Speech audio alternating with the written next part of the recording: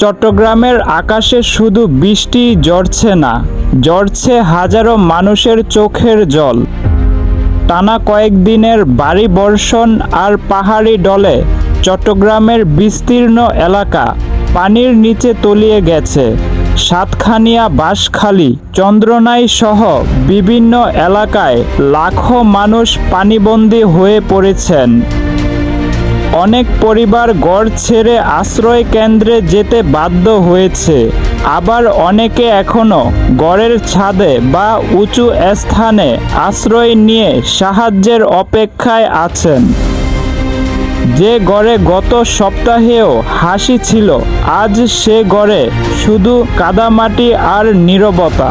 চুলায় আগুন জ্বলছে না, রান্না করার মতো শুকনো জায়গা নেই। ছোট শিশুরা ক্ষুধায় কান্না করছে, বৃদ্ধরা ওষুধের অভাবে কষ্ট পাচ্ছেন। বিদ্যুৎ বিচ্ছিন্ন থাকায় রাতগুলো আরও ভয়ঙ্কর হয়ে উঠেছে। অনেক পরিবার শুকনো খাবারের উপর নির্ভর করে দিন পার করছে।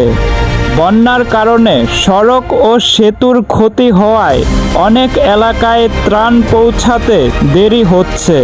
সেনাবাহিনী, নৌবাহিনী, প্রশাসন এবং অসংখ্য স্বেচ্ছাসেবক নৌকায় করে দুর্গম এলাকায় খাদ্য, বিশুদ্ধ পানি ও ঔষধ পৌঁছে দেওয়ার চেষ্টা চালিয়ে যাচ্ছেন। এই দুর্গম শুধু ঘরবাড়ি ভাসিয়ে নেয়নি, কেড়ে নিয়েছে মানুষের জীবিকা, ফসল, গবাদি পশু আর ভবিষ্যতের স্বপ্ন।